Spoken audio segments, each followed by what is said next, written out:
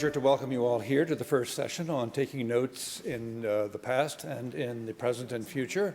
The profiles of each of us are in the program, and so I'm not going to repeat what they say, but it's a pleasure from one emeritus professor to another to introduce Peter Burke, whose work I'd have to say has been a strong influence on my own development as a historian. And Peter Burke is an emeritus professor at Cambridge University and the author of a great many significant works. And it's interesting that an emeritus professor is speaking about the past.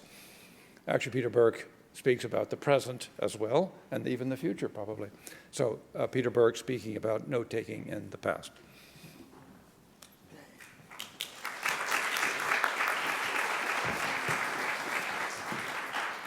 Okay, thank you, David, for the generous introduction. I'm delighted to have a chance to participate in this collective project. I was a little alarmed when I saw the task allotted to me on the program. I don't think I've ever been to a conference where I was responsible for the whole of the past. Luckily, Anne has stepped in and dealt with the early modern side of things, and I was advised that to concentrate on the 19th and 20th centuries. Still rather a large task for about 25 minutes, which I was equally instructed not to overrun. All the more because I happen to think that academic notes, to understand them properly, need to be placed in the context of other note-taking activities by other kinds of people. Anyway, as you've already gathered and indeed will have known before you got here, the practice of note-taking has a long history. Those images of Assyrian scribes standing, watching a particular royal event suggest that they must have taken notes on the spot on their clay tablets before producing their fully baked cuneiform documents. But as requested, I'll concentrate on the last 200 years in the West. That means no time for serious analysis. This is going to be rather descriptive. It's going to be an essay in periodization. But I'll just say on the analytic front that one's got the interaction between a permanent human need, that is, to supplement the defects of our all too weak memories. And then on the other side, long-term trends like the proliferation of information, the specialization of information, part of the increasing division of labor in industrial society. This produces problems, and then technology stepping in as with a series of attempted solutions, each one looking marvelous at the time, and then rather quickly looking old-fashioned as it's supplemented by the next. Periodization looks most simple, I think, if we consider the sequence of different media of note-taking. So starting with that stylus of the Assyrian scribe, to end, just for the moment, with the stylus in its touch-screen form in our own time. After the clay tablet comes the wax tablet, which you've just seen, and has the great advantage of erasability. It was used by the ancient Romans and survived into medieval times, when parchment was, of course, available but also expensive, and survived even into early modern times, despite the relative cheapness of paper by that time. Then think of the slate, used especially in schools, not exclusively, and once again with the advantage of erasability. Then, of course, notes on paper, great variety from the fly leaves of books to the backs of envelopes, as well as purpose-made notepaper. And I think, once again, it would be interesting to distinguish varieties, should I say genre, of paper notes, from the family Bibles recording births, marriages, and deaths, to post-it notepads so useful in everyday life from the home to the office. But then there are the alternatives to sheets of paper. Record cards, which will, I'm sure, come up again and again today.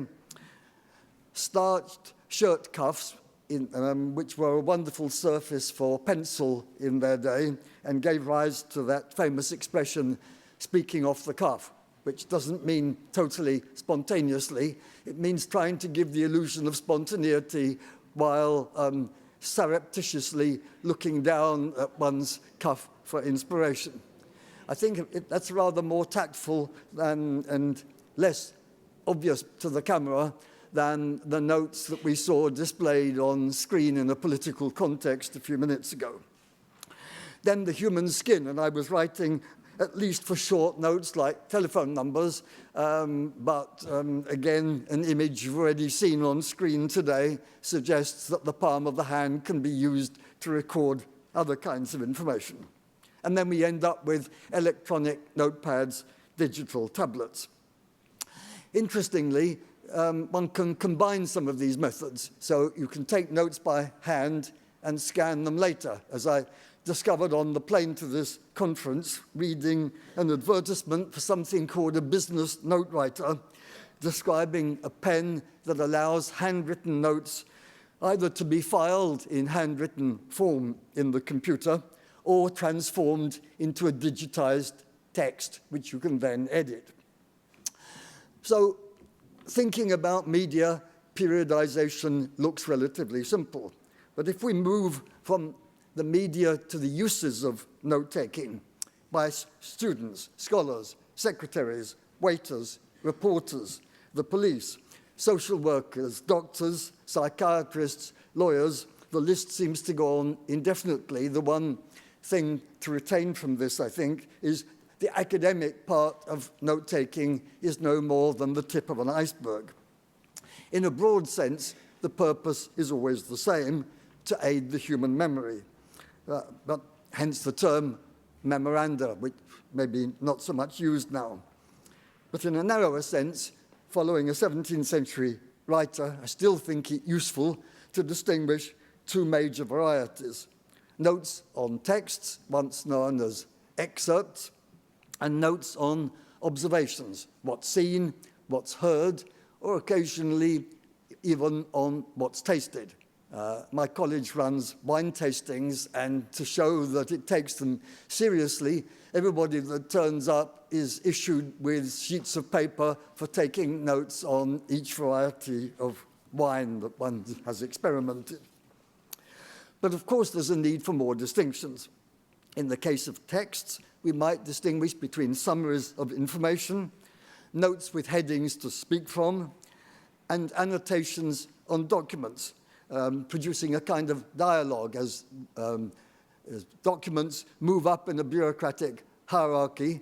They're annotated in the margins, they move down again. So you talk, in a sense, to people that you don't see. King Philip of Spain notoriously liked to communicate in writing rather than face-to-face, made very careful notes in the margin of reports, many of which have survived in the archives of El Escorial. Chinese emperors did the same, conveniently using vermilion ink so that one could tell the difference between their annotations and anybody else's.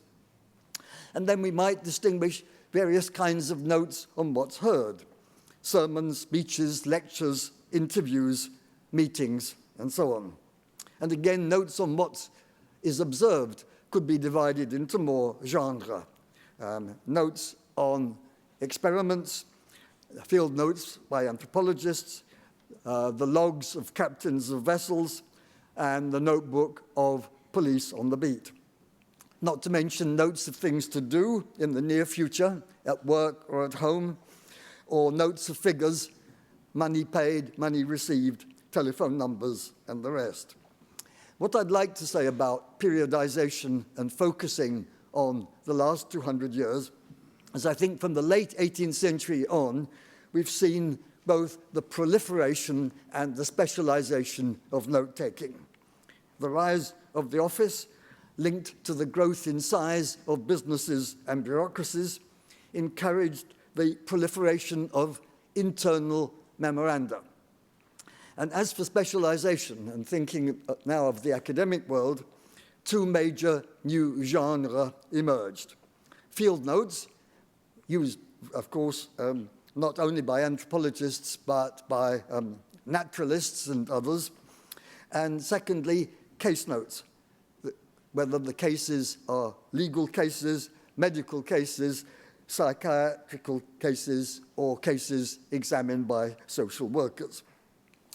Now, with that proliferation, that made the problems of storage and retrieval, always present, more and more acute.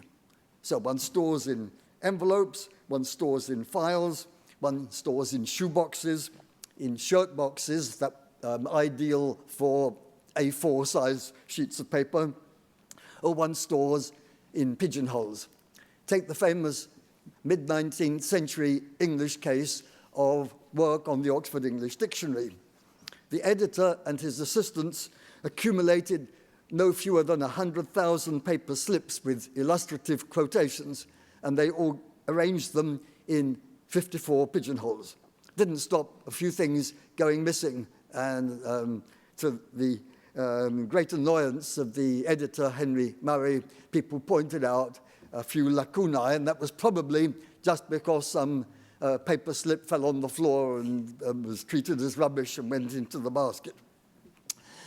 Paper slips, which you saw on the screen a few minutes ago, have quite a long history.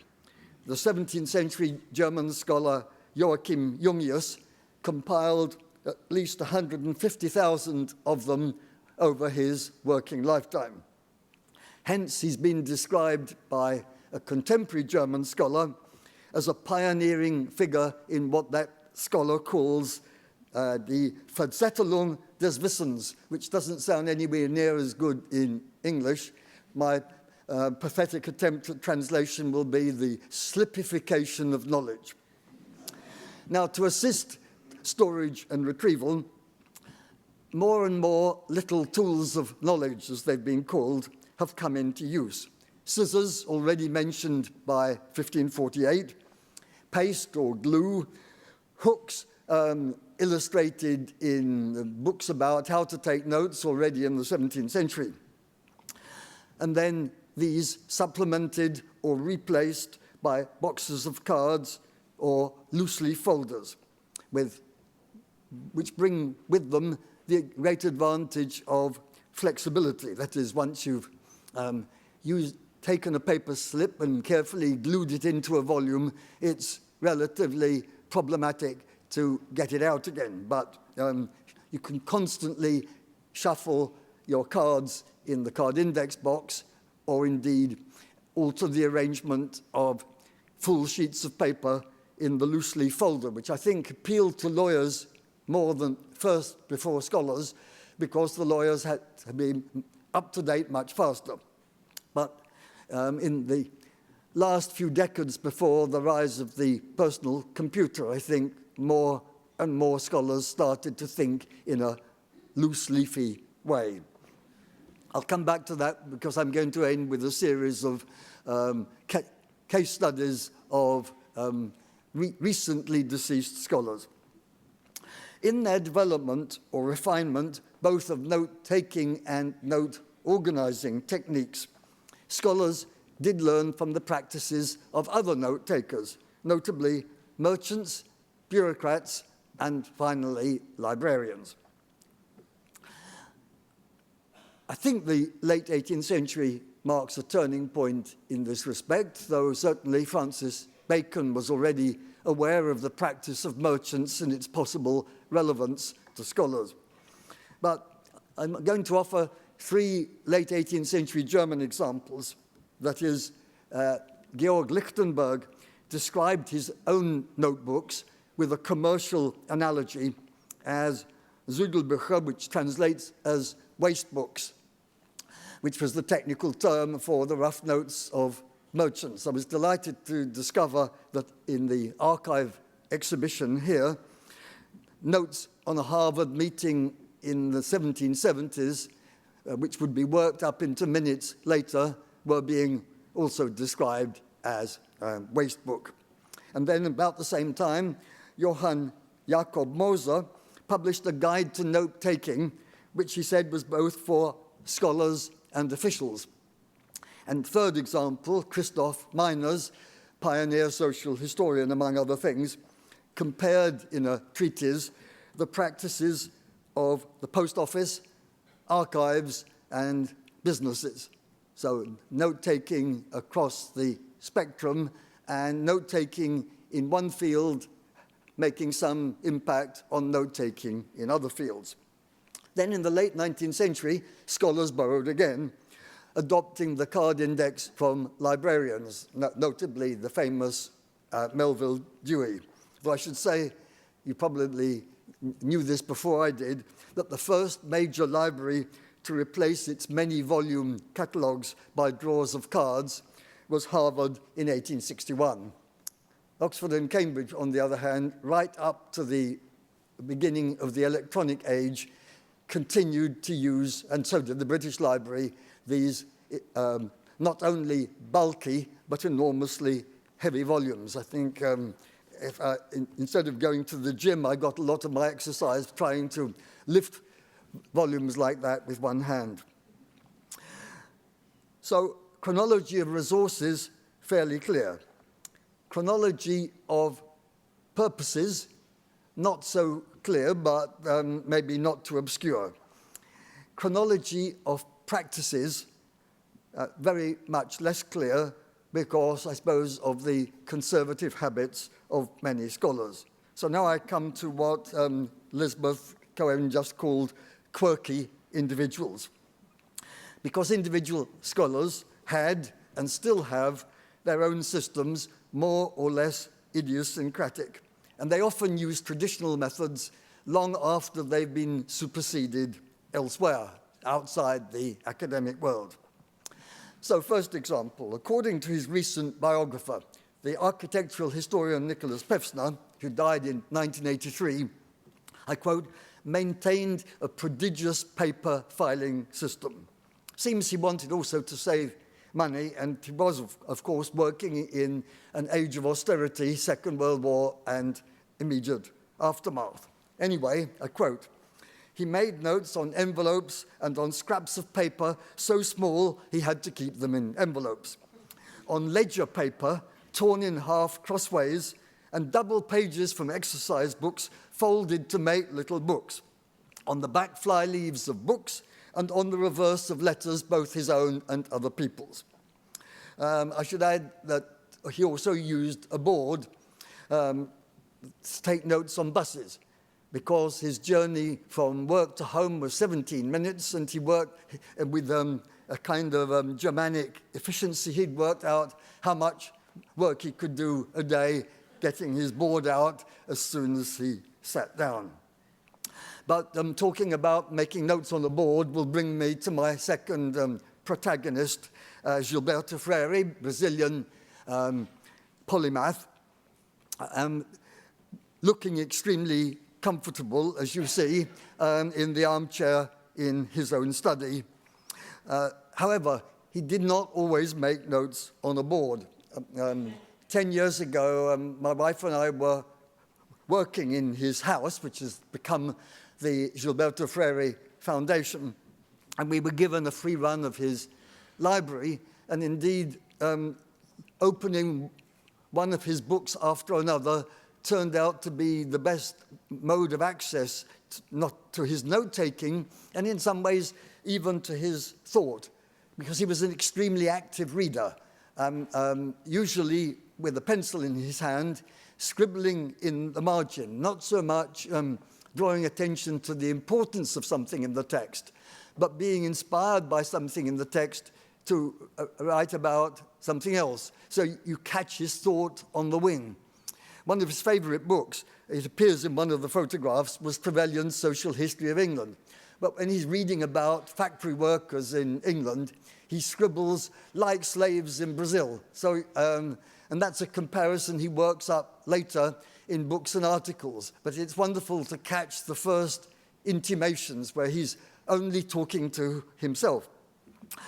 However, on occasion, Gilberto didn't have a pencil at hand. Maybe it fell on the floor, maybe it was too difficult to disentangle himself and pick it up. So we found totally colorless underlinings in the books, and worked out that these could only have been made by a fingernail, because you turn the page and see just how much indentation has taken place. Then again, the paper slip has survived in the studies of scholars until more recently than one might think. Georges Duby, great French historian who died in 1996, remembering the way that he worked on his massive doctorat d'état on the estates of Benedictines in the Masson area, he once compared himself, talking to an interviewer, to the 18th century Benedictine scholars. And he said, "I accumulated dozens of thousands of little paper rectangles, and I piled them up in boxes. Every now and then, I would take some out and spread them on the table, just hoping that some revelation would arise simply by their juxtaposition."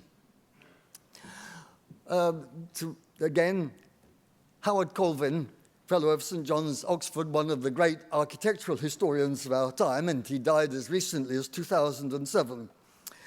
Like Pevsner, he conducted his lifelong research on the King's works, to quote his obituary, on multitudinous slips of paper, handwritten in minuscule lettering. He had beautiful handwriting. Now, these practices are not the idiosyncrasies of historians alone. Take one case from sociology and one case from anthropology. Niklas Luhmann, one of the most systematic of contemporary sociologists, based his famous system theory, as he explains himself, on notes written in slips and kept in wooden boxes, Zettelkästen. He described those boxes as his partner in communication, explaining that for the sake of intellectual flexibility and what he called possibilities of combination, he deliberately avoided organizing the notes systematically. He published an analysis of his own method in 1981. So on the basis of that evidence, it's tempting to see him as one of the last figures in a long pre-digital tradition, a great example of the Verzettelung des Wissens. But then, moving to France, take the case of Claude Lévi-Strauss, interviewed in the 1980s, and like Georges Duby, looking back on his past. And he commented to the interviewer, "Whenever I want to start a project, I pull a packet of notes out of their pigeonhole and I deal them out like a pack of cards." That was a favorite metaphor of his, very appropriately, because permutation, combination, that is essential to the structuralist approach. I like to juxtapose that quotation to the one from Georges Duby, the confidence of Lévi-Strauss on one side and the skepticism about his own methods, with the older Duby slightly mocking the younger Duby, who was really expecting some revelation to arise simply from the juxtaposition of the different paper rectangles.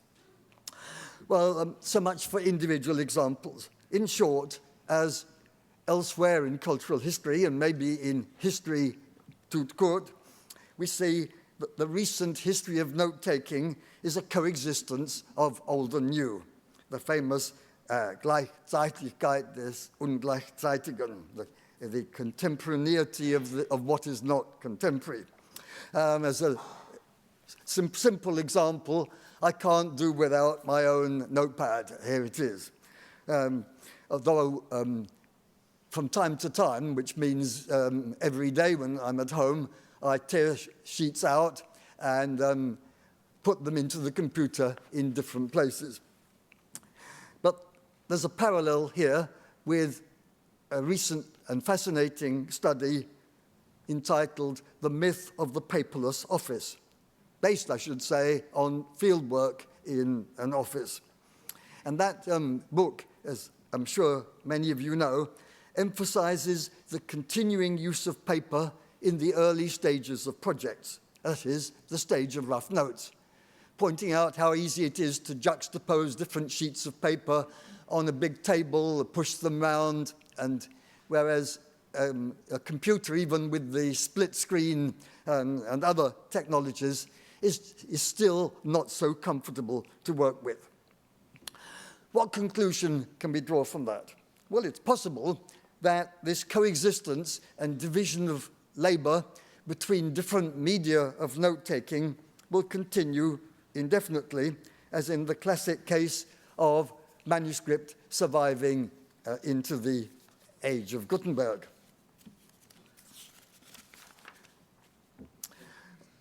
But the other possibility is that this coexistence between media of note-taking is simply a short-term phenomenon of transition, that it will disappear as soon as a digital generation comes to power. At that point, I think I should be passing the baton to Lisa Gitelman. Thank you.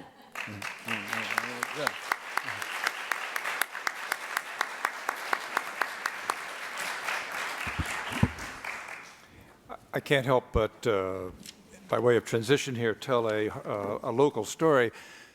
Many of you here knew Peter Gomes, or knew of Peter Gomes, and witnessed him at commencements, where one of his chief tasks was to read the prayer, which he read in a flawless manner. And I was in his presence once, and someone said to him, "Peter, how is it that you're able to memorize these remarkable prayers?" To which his answer was, "Madam, when I doff my hat and bow my head, I then see my prayer taped into my hat. And that's how I'm able to read it." This was prompted by your story of the cuff, off the cuff. You could also say off the hat in Peter's case. So our second speaker this morning is a person who does, she's on our program as the new, although I can assure you that she is historically aware, and that is Lisa Gitelman, now a professor, not associate professor of media and English at New York University. Please join me in welcoming Lisa.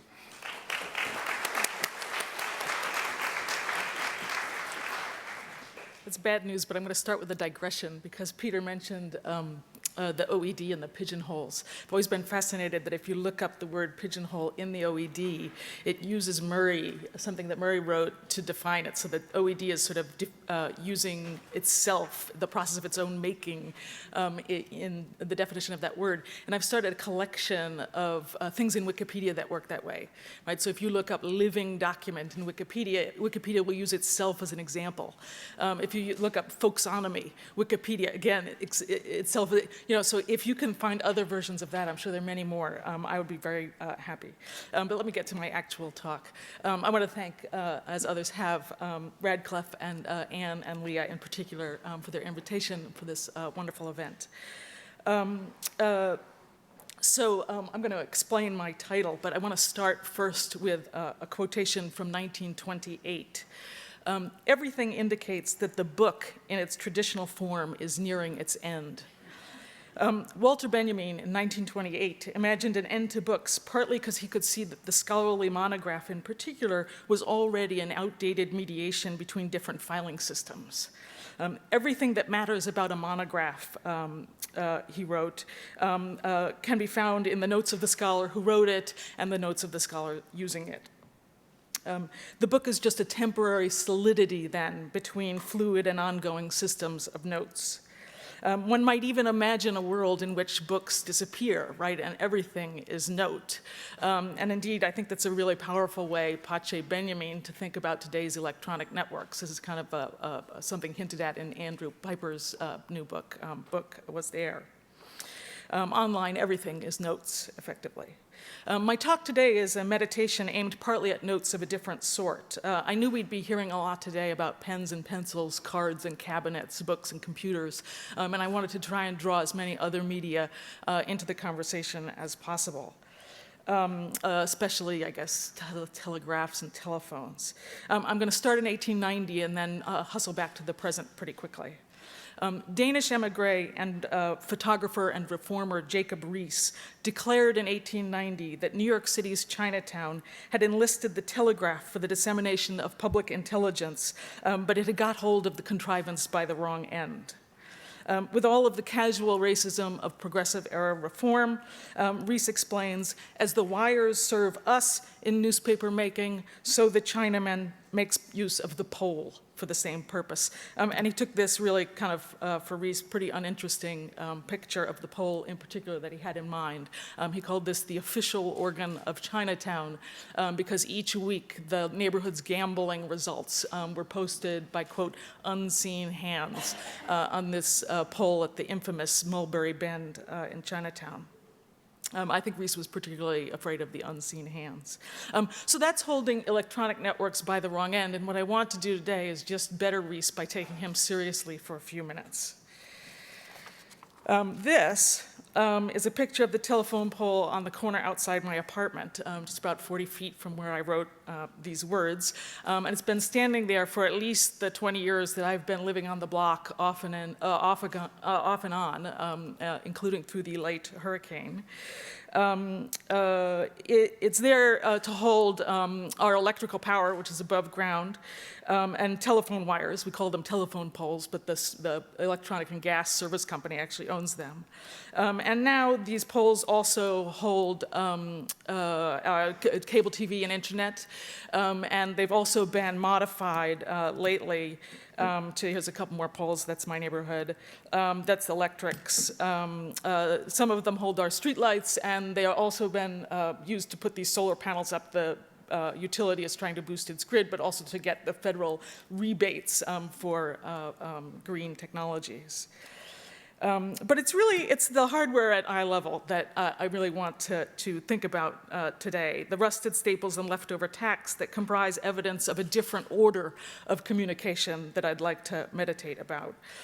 If you discount their dependence on the electrical networks that it supports, people use this pole to post notices, mostly about yard and stoop sales or lost cats and dogs, but then there are a host of other functions that I've noticed as well over the years. Because of these uses, the people who post notices typically don't leave their names, but they give ways that they can be reached, right? So there's a kind of indexical function there. What we don't know, of course, it's impossible to know who takes the notes down when they become, out of date, annoying, or for some other reason. And it's also impossible to know who has taken note, right? Who's paid any attention. Though sometimes, remember those little fringes at the bottom of notices where people can rip off a little piece of paper as a reminder and literally take note that way.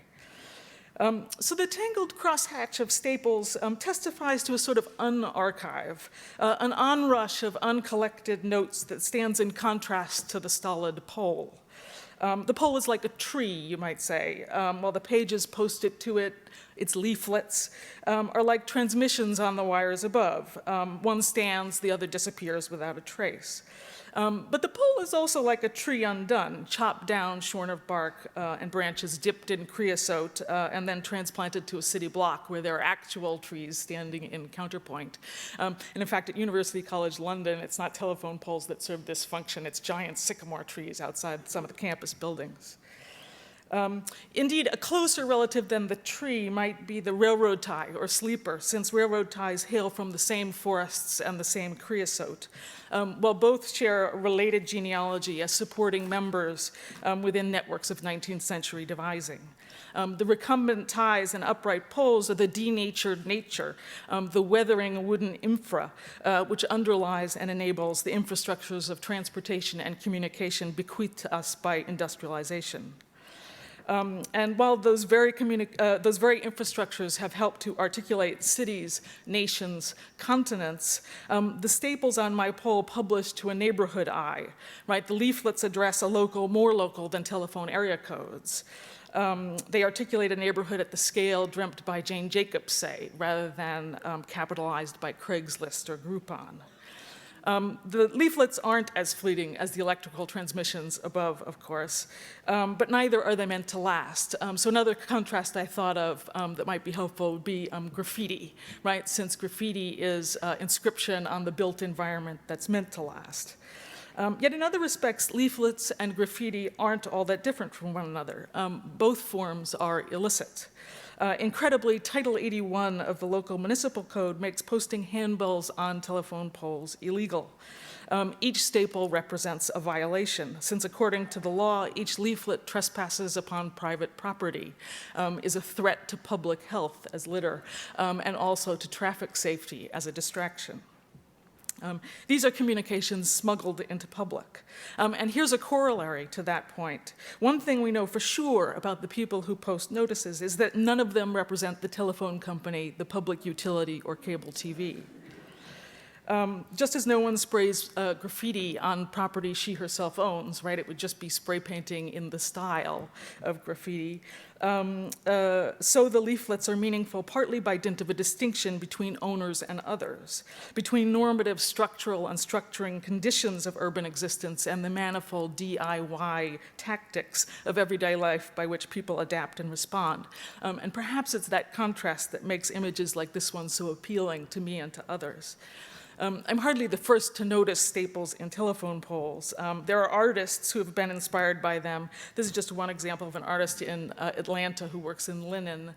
But there are a lot of people working in a much more conceptual mode on postings and leaflets and what happens to them.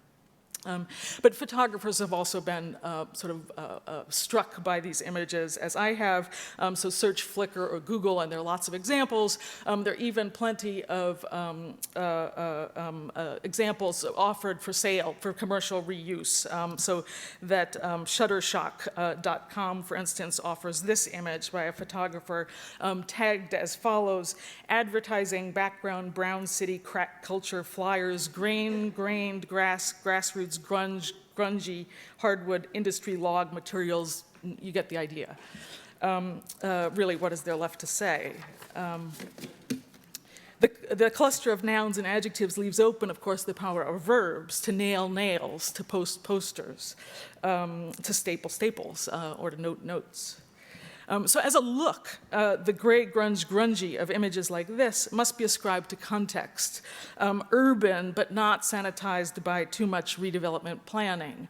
There are other places in urban environments where the electric isn't above ground. It's been planned to be beneath ground, where in fact it was a lot more vulnerable to Hurricane Sandy. The poles, even those very leaning poles I showed you pictures of, made it through the storm just fine. So a similar look, a different context, a whole different power. The Congo people of Central Africa used to create konde, or nail figures. Dangerous supernatural forces were invoked for individual ends by driving nails one by one into a carved wooden figure until it bristled with rusting iron. Elsewhere, it was the extraction of nails from wood that signaled power and danger. When Europeans reached Tahiti for the first time in 1767, the crew of the HMS Dolphin traded nails for sex until the ship's captain, Wallace, discovered, he notes, that the ship was in danger of being pulled to pieces for the nails holding her together. So the Dolphin sailed away pretty quickly after the captain's discovery, having introduced both iron and venereal disease to Polynesia. Now, I've admittedly wandered a little far from the telephone pole on the corner of my apartment, near my apartment, in thinking about the curious visual appeal of images like the one I showed you. But I've otherwise been pointing to a set of contrasts that might help to challenge some lazy thinking about modern media, both about how media divide into separate, stable, and sort of concrete, separable chunks, a parade of forms, telephony, television, the internet, as well as about how so-called new media are so special and new. Students of infrastructure are fond of saying that infrastructure gets built on an installed base, right? So the first railroads ran along canals, the first telegraph lines along railroad lines.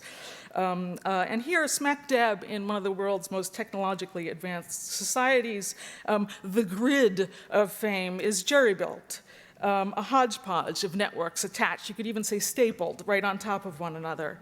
The left, if you're really a kind of astute observer, the left image here is Cambridge. The right is, again, Jersey City. My aim is partly to acknowledge stapled leaflets as a tactical form and also to describe them as contemporary electronic messages, maybe even some kind of app.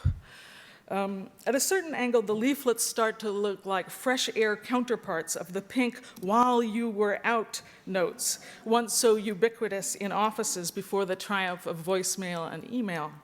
When I worked in an office during the mid-1980s, there was one of these "while you were out" pads on every desk by every phone, and they were the special purview of receptionists like myself.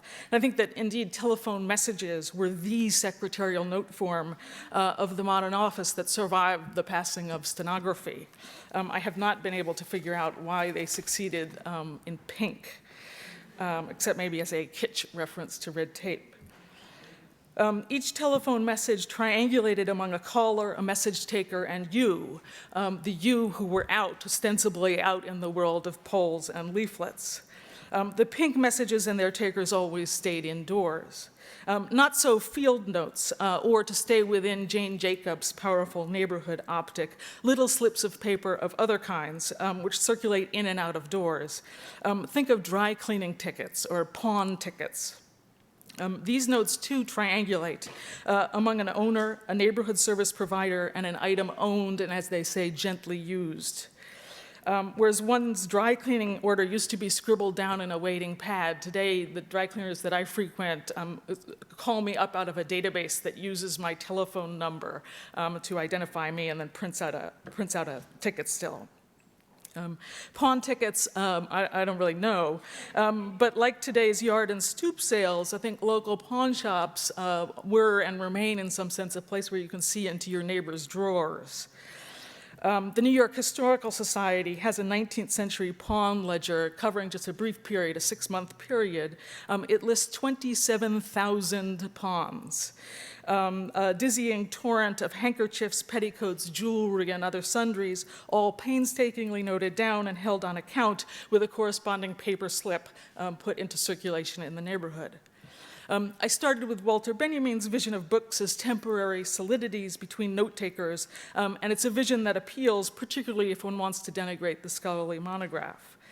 The rare surviving example of a pawn ledger, though, like the "while you were out" messages, convinces me that there are other spheres beyond the university where note-taking requires our concerted attention, and this is a point that Peter was making elegantly as well.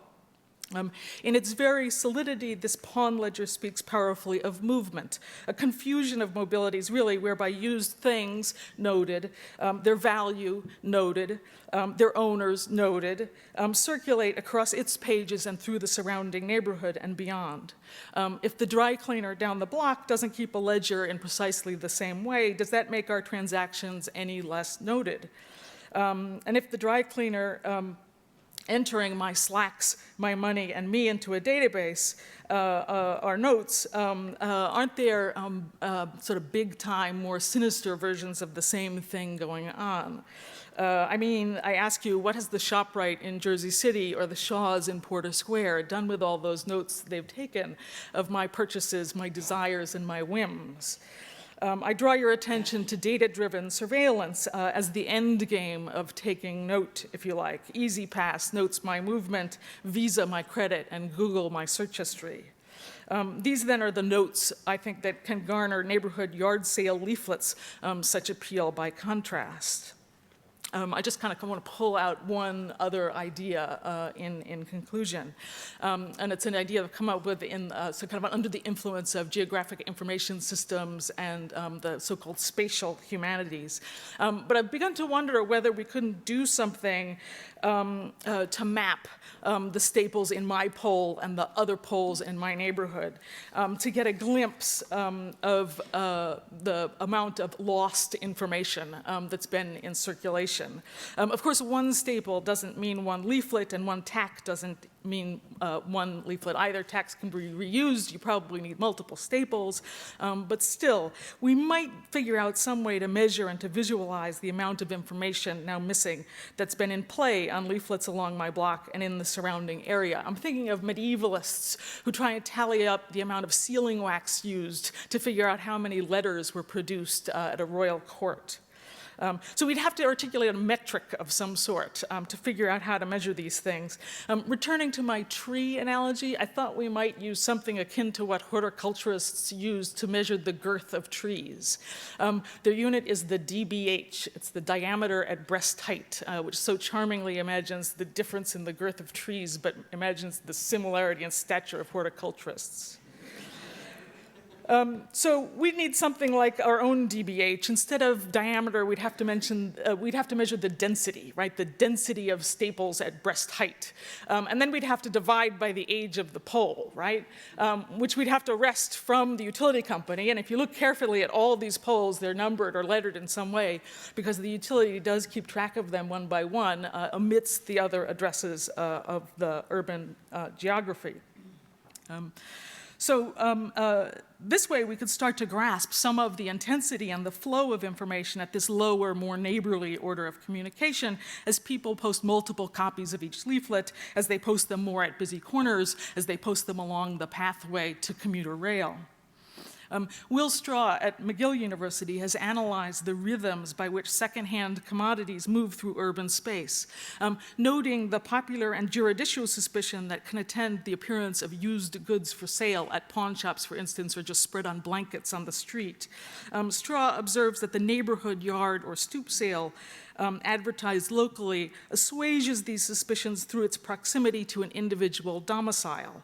The private residence, which serves as a presumptive provenance for the goods on offer, those gently used things.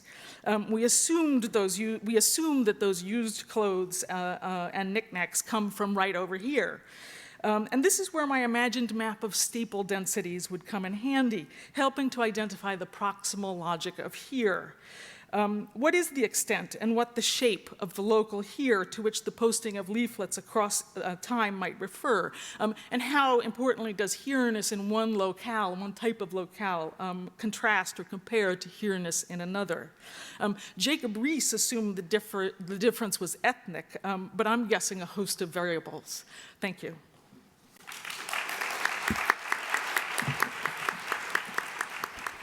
Thanks to both Peter and Lisa for those terrific talks. So I'm going to lead off with a comment here, but let me preface it by saying that one of the difficulties of this format is that there's the three of us, or really the two of us here, and many of you there. But I think you should feel, those of you who are there, as much a part of here as there. And so that comments to each other, comments, reflections growing out of your own interests would be fine, because we, those of us who are here, can learn from you who are there. So I want this rather necessary but also artificial distinction in the light of Lisa's very interesting geographies of movement here, to feel that there's movement here in this room and not some static us versus some static you. But I want to just open here with a comment on use the word ephemeral, which is implicit in both your descriptions of note-taking. And ephemeral is a word that historians of print use because there's a vast quantity of bills of credit and monies, printed monies and forms and so forth and so on, almanacs, et cetera, which simply have vanished from the archive of print. And they are this, not because they've vanished, but because of a designation that grew up many years ago. There's the category of the ephemeral, or ephemera. And by and large, historians of printed material have learned not to anguish too much about the category because they're gone. And how can you anguish about them if they're gone? You're grateful for the shreds. So the question would be here, would it be fair or unfair to strongly identify, or in what ways identify, notes with the ephemeral? And Lisa, you've beautifully evoked, in ways that really have made me think about my littered household, of the amazing ways in which notes persist in the world of everyday life. I still actually get phone slips, but they're now on stickies rather than on the old phone slips, of which I used to get stacks when I was an administrator. So in a way, those are ephemeral. And Peter, you were certainly underscoring the ephemerality of all kinds of notes. And the very fact that, as Anne pointed out, and Blair in her opening remarks, it's not been customary for libraries to pay serious attention because they've treated it de facto as ephemeral, insignificant material, notes in general. So it's an accident, a happy accident. So how would you, is that a bad, in terms of collapsing categories or rethinking categories, is that a fair category or truly a meaningless and disruptive and category to apply the term ephemeral to notes?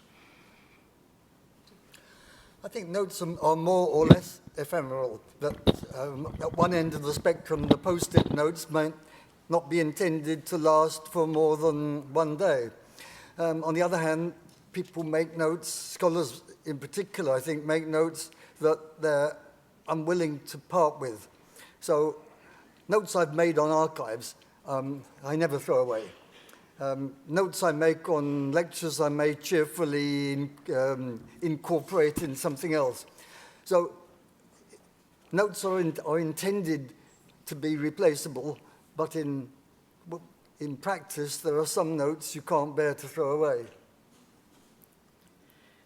Yeah, and I guess Make sure you're by the microphone. yeah, what interests me, I guess, is that if the ephemera is a kind of bibliographical category, right? You can, in library collections, you can say, I'll have the folders on ephemera, where it's paradoxical, right? Because you're referring to something that has survived by this term that indicates non-survival. So that's a kind of interesting feature. And I think that one of the things about notes that Peter and also Anne's presentation brought up is that we may misperceive or overemphasize the mnemonic function of writing, even of printing, that really some of the preservative or mnemonic functions we attribute to those loose forms are really things that are managed and handled much better by binding. Right, it's binding that saves, in some sense, more than writing or printing. Yes, yes, yes, right here in the yes. Thank you. And a microphone? Do we need a microphone, or shall I just go? You have a strong.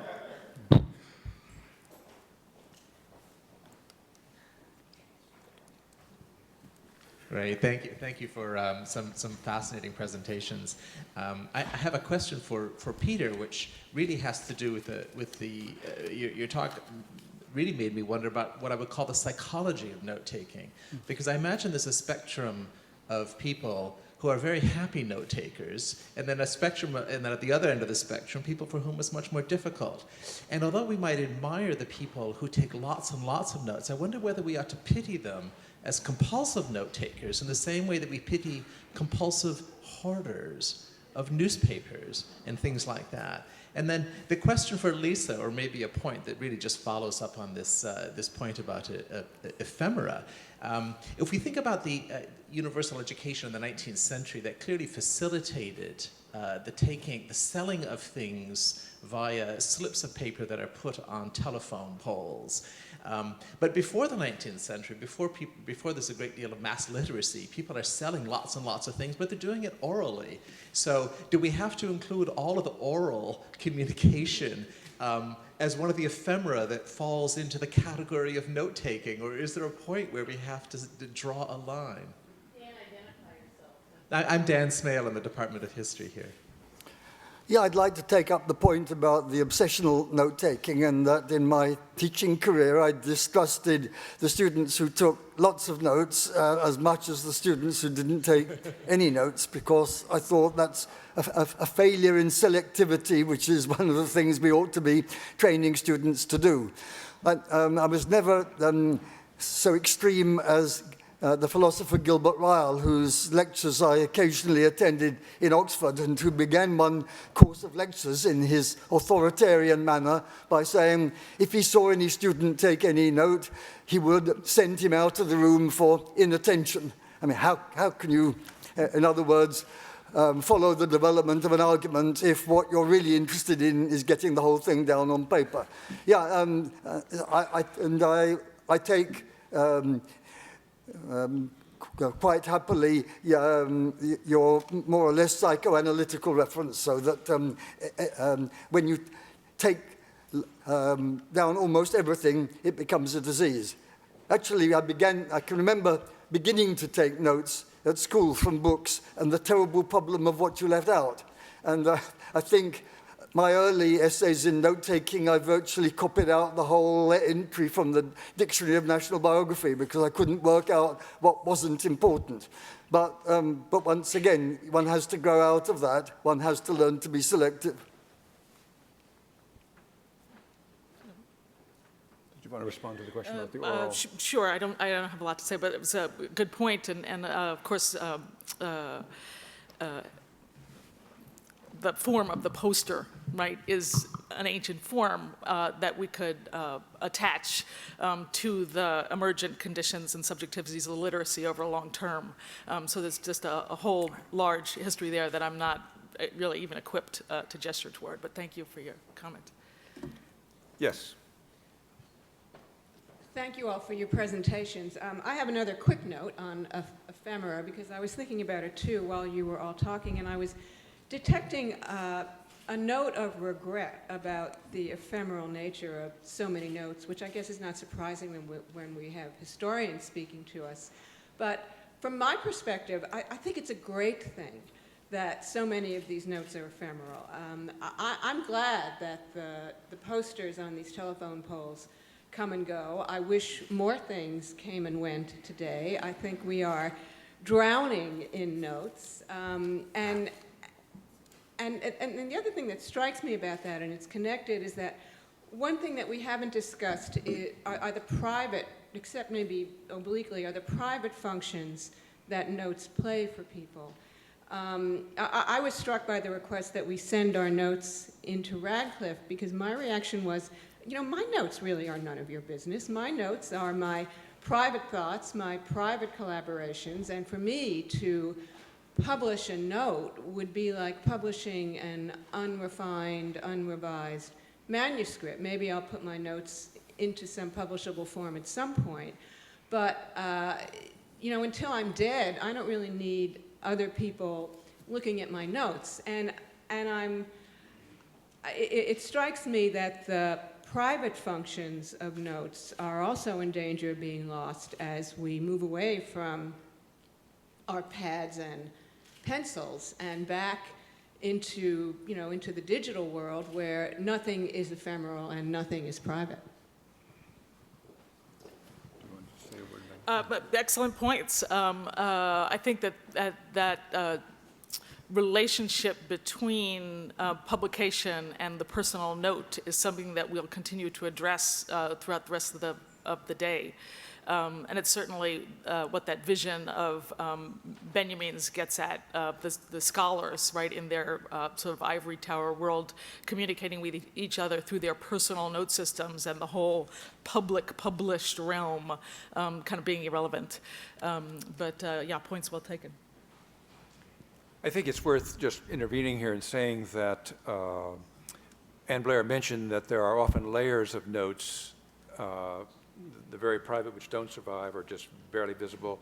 So often when you see a journal, Emerson's journal, Thoreau's journal, I can think of many other examples, they're based on notes which don't survive, but they have the appearance of being notes when in fact they are carefully worked up. And so your comment about the private is really one of these impossible categories with note-taking because you have to scrutinize. It's a word that has. It's a very, very important word in terms of. We do keep notes private. You know, the notes I send my wife are not for anybody else's viewing, but and hers to me is above all. But there is, in terms of the wider array of notes, it's just very, very complicated what the very meaning of private would be. But sir, I've passed you by here. Yes. Well, I have a very similar question because I think we've been lumping all forms of brief communication together as if they were the same thing. One way to sort things out might be to make a distinction between the private and the public. So I have a question for Peter Burke, because Peter, you've done wonderful studies of graffiti. It seems to me that many of the examples you cited, such as Freire's notes in his margins, they are intended for himself. And similarly, a lot of notes we take are to jog our own memories or for very intimate communication. But the statue of Pasquino off of the Piazza Navona, where people pasted poems about political events, was a kind of bulletin board in which note-taking became a tremendously powerful vehicle for spreading ideology or manipulating papal elections, as in 1526, when Aretino first did this.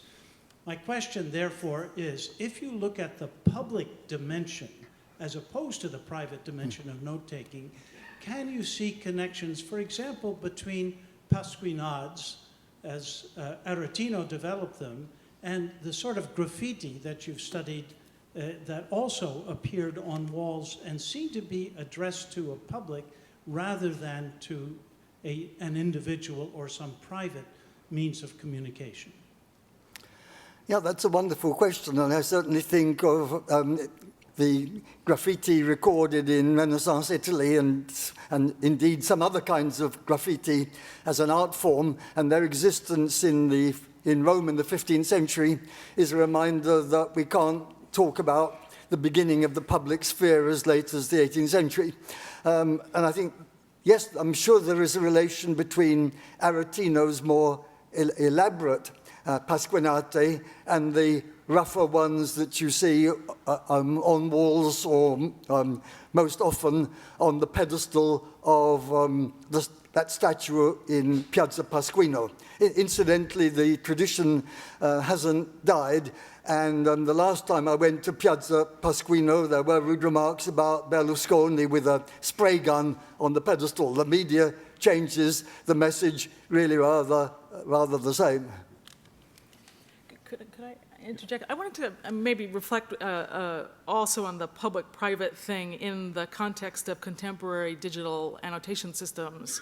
And I'm not thinking of any one in particular, but of an enthusiasm I have for them in the abstract. And the hope in particular that at particular archives, institutions that have worked to build a constituency of researchers already, right? So there's a kind of community feeling when I show up at the Antiquarian Society, for instance, that those communities are really platforms on which collaborative annotation systems can be built, to the extent that my notes on particular items in the collection won't feel to me like nobody else's business, but will feel like everybody else's business who's in that community interested in annotating and enriching that collection. And I hope we'll have some discussion later in the day of the kind of potential for things like that.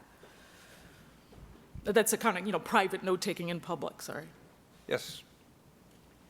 Well, I'm curious about something that I observed in two collections yesterday in the various libraries. I was at the Yangcheng and saw some beautiful documents with notes on them from the 1500s and the 1600s that had gorgeous, supple paper, Japanese and Mongolian both, just incredibly supple and beautifully preserved paper that had just been, running around, a couple of wormholes here and there. But when I looked at the comparative zoology library and looked at the relatively more modern notes of the 1800s on American paper, they were cracked and falling apart and brown. And I'm wondering if your panel can comment on the preservability of the various types of paper, what are they made out of, and the electronic media, which I understand is not quite as unperishable as people think. Lisa, I think you better respond. Sure. No, excellent point. I mean, and some of that variability in preservation is kind of what struck me when these telephone poles survived Sandy and I was out of power because the substation was underwater. But paper certainly is variable. And in terms of the digital preservation, I mean, what libraries are collaborating extraordinarily here and elsewhere to think through what the dynamics and the protocols of digital preservation has to be, because as you're entirely right, the medium itself is not entirely stable, and there's still a kind of way in which microfilm offers an interesting default in some archives because of its proven shelf stability, and just as those older papers work maybe more to preserve things better than more modern papers. Yes, I've been reminded to ask people to identify themselves. The speaker passed behind one was Robert Darnton, and Madam, your name was the woman who just spoke, who just asked the question about Barbara Bates. Thank you. Just to honor the procedures here, we have received some written notes, some written questions, and I'm going to ask Peter Burke to read one and then respond to one. Okay, so it begins with a quotation from me. The underlying purpose of all note-taking is that of an aid to memory. The question, but what about poems on flyleaves and margins, or sketches and doodles, or expostulations? What about decorative note-taking or expressive, the dulce rather than the utile?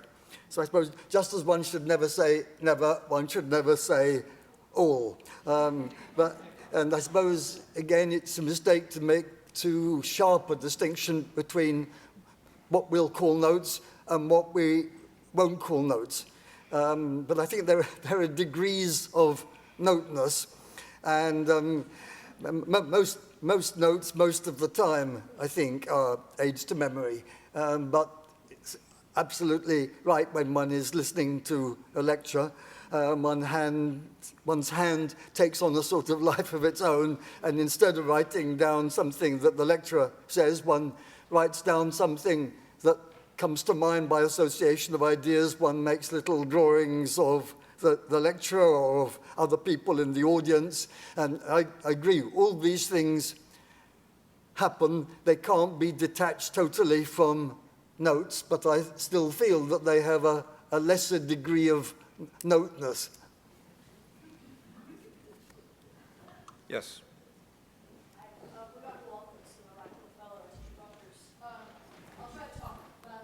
It's coming. Yeah, sorry. Rebecca Walkowitz. I'm a Radcliffe Fellow, and I teach English at Rutgers University. I was interested to ask you if you could talk a little bit about the social meanings that are attached to particular media and the changing social meanings. I was thinking a little bit about retro chic and the ways that using a kind of purposefully outdated or more archaic medium can sometimes be done as a form of extravagance or intentional or show extravagance. So I was thinking, Lisa, about your example of the posters, because it seems to me possible that the use of those kinds of posters in Chinatown in the early 20th century, where now there aren't polls anymore, I think, might have meant one thing, but now I think to myself, at my own university, when someone has a poster, that's money attached to the event, whereas when they can do it only by email, which is the kind of more, the newer technology, it actually suggests there's a little less money attached to the event, and it's a maybe more casual event. And it seems like an interesting kind of reversal where we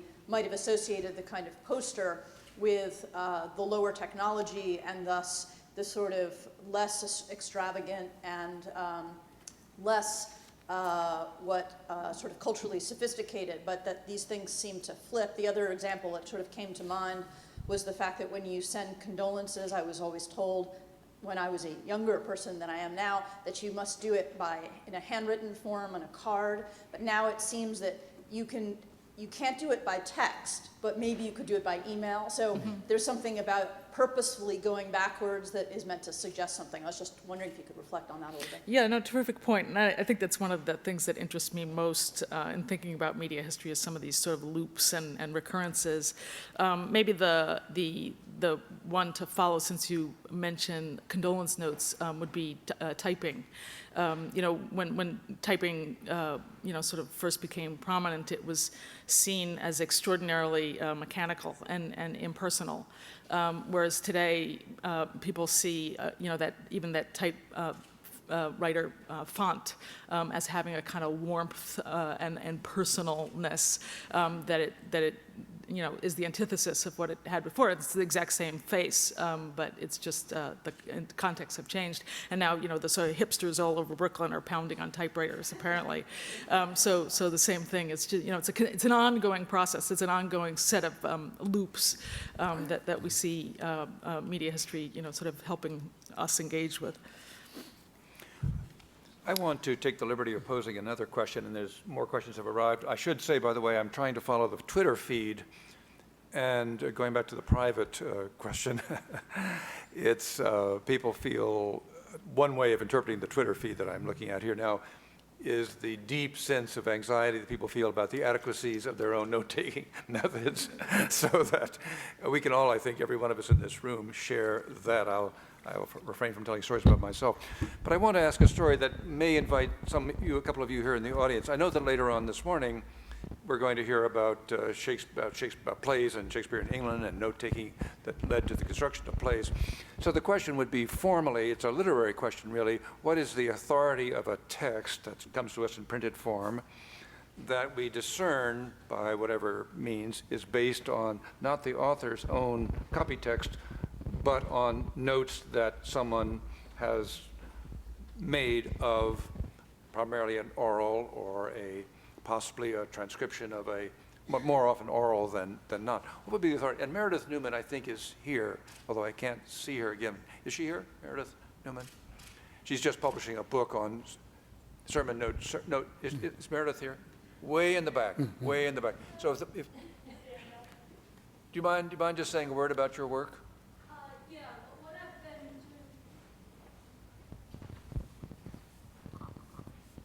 doing. Meredith Newman.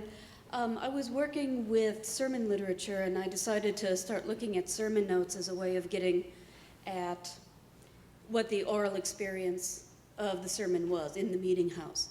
And what I came to think a lot more about was the way that printed sermons, which is primarily what we have today and what we base our understanding of sermon culture upon, are largely written from notes either taken by the minister or by the auditors. And so one of the things I posit in my book is a kind of a unauthorization of the sermon, that the printed sermon as we have it really comes to be a product of the entire community.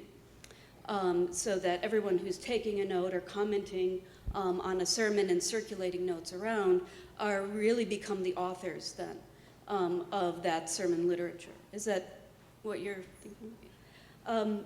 I was also thinking a bit about what was the phrase you used, Peter, about the degrees of notishness, the degrees of that something is noted. You find that there are notes that are taken in the meeting house, and then there are notes that are taken home and done from memory. There are second-order notes, and the degrees of completion can tell you a lot about the sort of emotional and spiritual engagement at different degrees. And so by the time you get to the print version, which is sort of written up in many degrees removed from the original notiness, you get something which is much more scholarly in nature, whereas if you look at first order notes that are taken in the meeting house, you often have lacuna, for example, where the person might be paying more attention or less attention. And so you can kind of read into the experience of notes when you're working with the manuscript sources in a way that you can't quite with the print sources.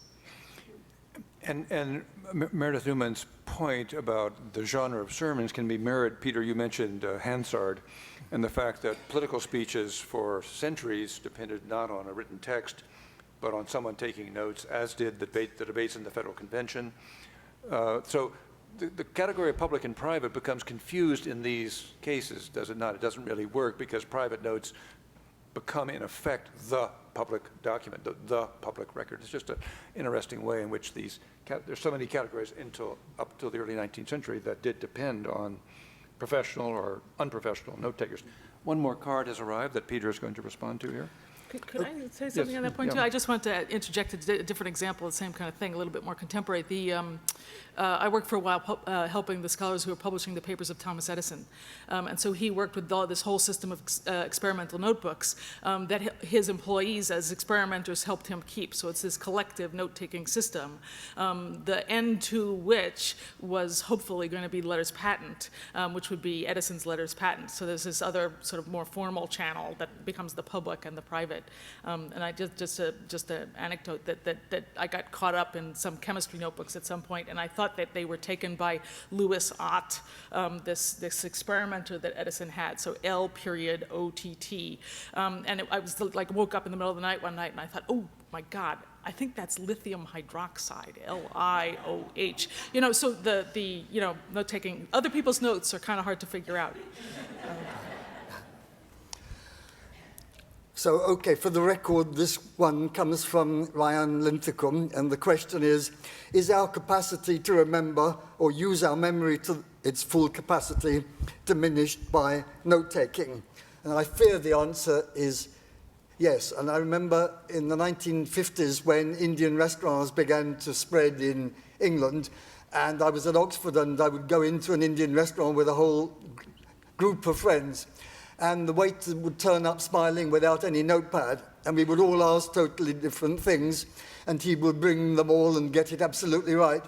And looking back, that's the first generation of Indian restaurants, which meant that the waiters probably came from India. They may not have been literate. In any case, they had marvelous memories. So the moral seems to be that note-taking and even literacy itself is at once the ally and the enemy of memory.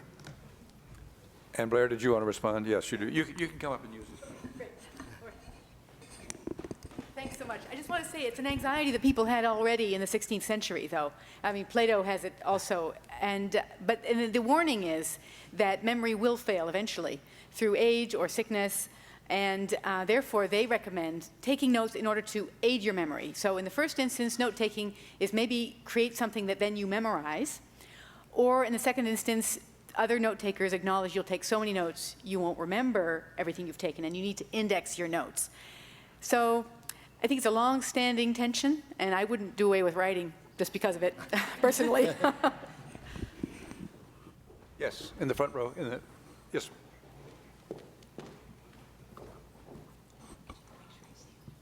I'm Ellen Porter-Honnett. I'm a psychologist, and I just want to give a shout out to the note takers out there who might be feeling a bit diminished, especially if they want the pity of the people who worry about them.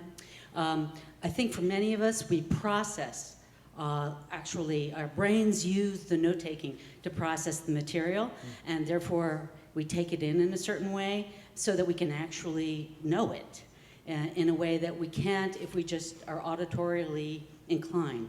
So those of you who are more kinesthetic and less oral use it as a way of embodying it, bringing it in, getting the information in us, and then afterwards in the discussions with other people, it's almost like that's when we're taking our notes.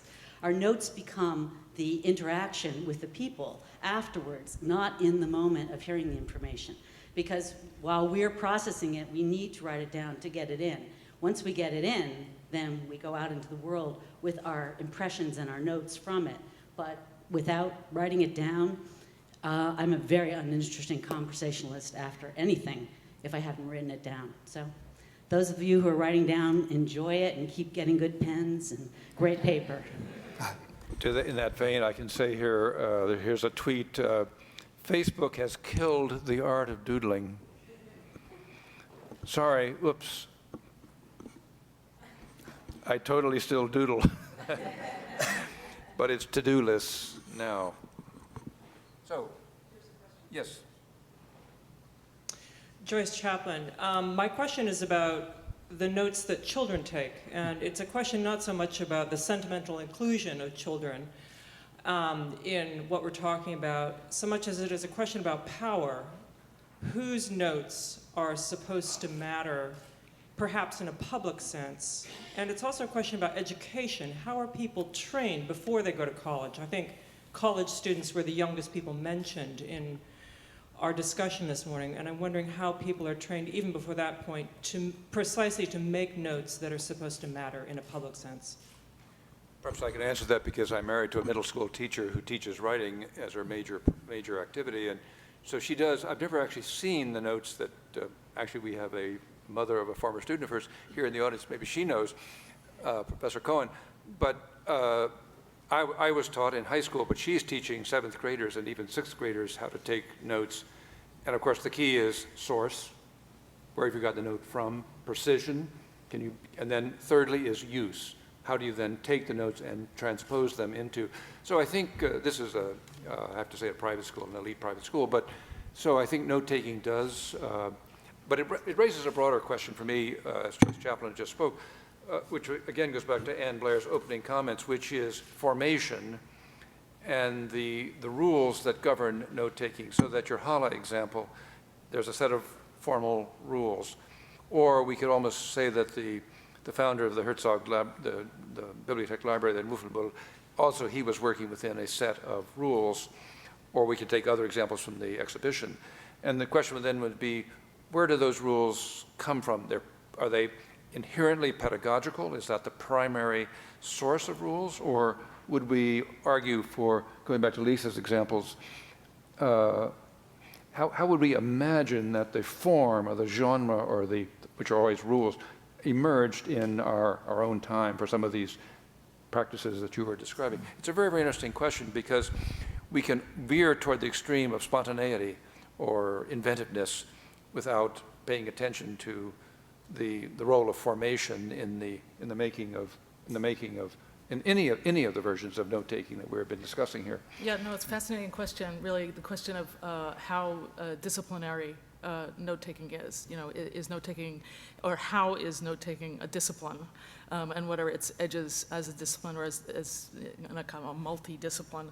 And the while you were out forms, you know, the idea that there would be a specific form, you know, you could check you were out, someone called, somebody stopped by, all the possibilities imagined on those forms are a way that the modern office, right, sort of uses the note as a disciplinary form, and we all know how inadequate those forms are, right? It never has the box you want to check, or there's not enough space, or there's way too much space, or it's, you know, there are ways in which we bristle at the disciplinary nature of note-taking all the time.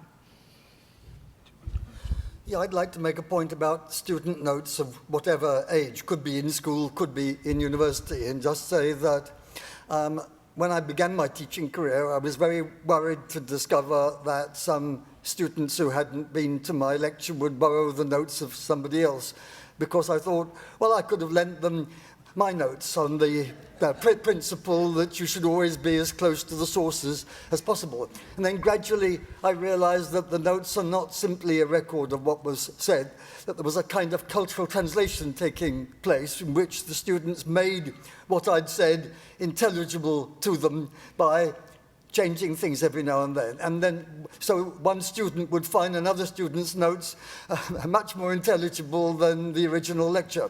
And I think that cultural translation emphasis element in note-taking, which hasn't come up as far as I know so far, deserves to go on record.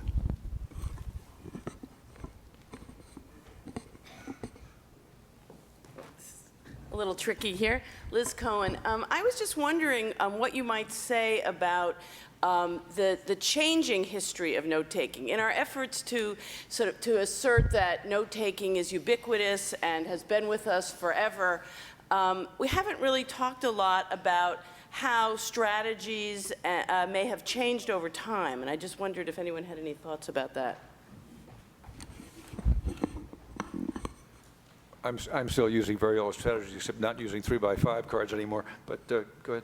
Did you want to? I don't know if I could say anything illuminating about that. But so, you know, I think that the kind of sources that Anne uses that tells, you know, sort of students how to take notes, what these processes are, the copying, then the indexing and the sorting and the rest. I mean. Modern note-taking is a lot less systematic, right? There's a lot more, it's a lot more of a liberal discipline today, if you like, in different ways. And I wonder, in particular, about the idea of note-taking as copying, how much currency that continues to have, whether you go to an archive. Of course, as you know, teachers were worried about the cut and paste thing. But to what extent is that copying, that cut and paste, the same as the copying out, or related at all to the copying out of early note-taking disciplines? I think that that's one place where things have kind of slipped around and changed, maybe simply because of the tools we're using to copy with. But I think there's probably more to it than that copying has ceased to be quite as central or as tenable to the process of note-taking. But I'm just hazarding a guess. One could argue that the sheer abundance of notes, that we're drowning in notes, has has weakened their authority in general. I would think, that's a very, very hard proposition to sustain as an historian or a cultural historian. What has constituted the authority of notes, because it varies so much from one discipline or one medium to another. But I would hazard that as a general proposition here, just as memory which was such an important thing in my own training as a teacher. But again, let me turn to others here in the audience. We only have a few more minutes left. I'm being monitored here very carefully. So we have maybe time for the proverbial 2 more questions. Yes. I'm Paul Erickson from the American Antiquarian Society. I had a question about the textual nature of notes versus non-textual. And Lisa, you were talking about disciplinary practices.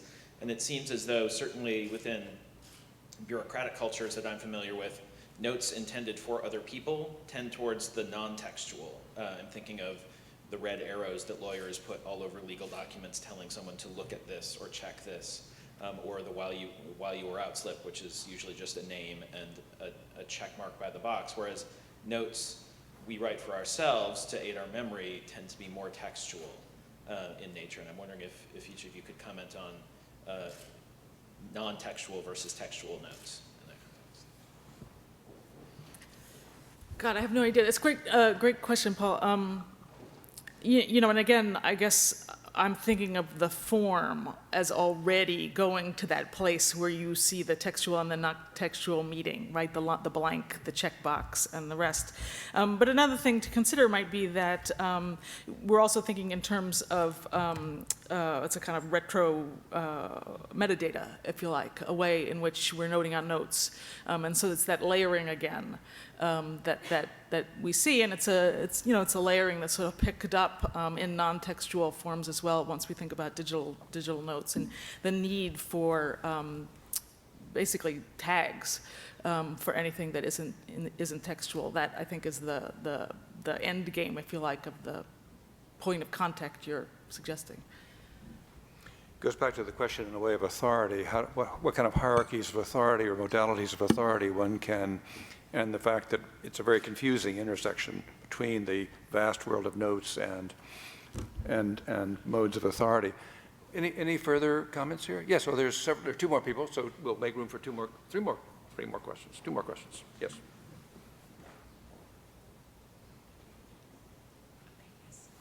Hello, my name is Kathy Duff. I'm an art historian and educator. And one of the things that I'm interested in is the fact that most of the note-taking that you're speaking about is a linguistic note-taking, and not of the domains of creative other symbol makings.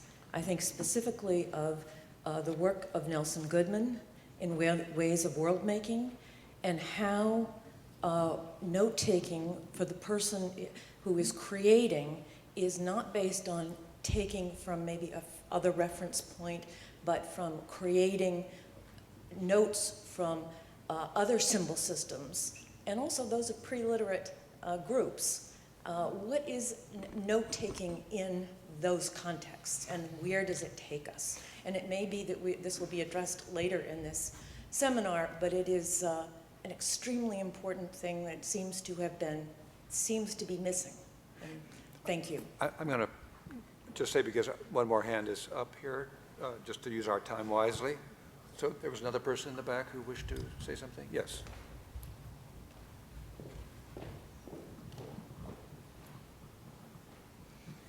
Barbara Bates again, but just to your point on power and authority about who is allowed to take notes. If you go to our judicial system, you see judges until fairly recently telling the jury they could not take notes simply because it privileged the literate person's memory over the non-literate person's memory. And they wanted the original source read, which was the transcription of the clerk. Terrific example. On the point of the non-linguistic, though, I think you're entirely right. I mean, I think we need to think of notes as sort of slopping over into things like artists' studies, right? Drawings, aimed, as rough sketches or on the way to something. And the exhibit, the Take Note exhibit, has some great examples of color studies and things like that, which would fit your non-linguistic category. Yeah, and those of you in this audience who heard William Kindrich's lectures, or presentations, really not lectures in the ordinary sense of the term, would have seen an extraordinary demonstration of precisely what you're saying. Thank you all very, very much. Thank you to Peter and Lisa for these great lead-offs.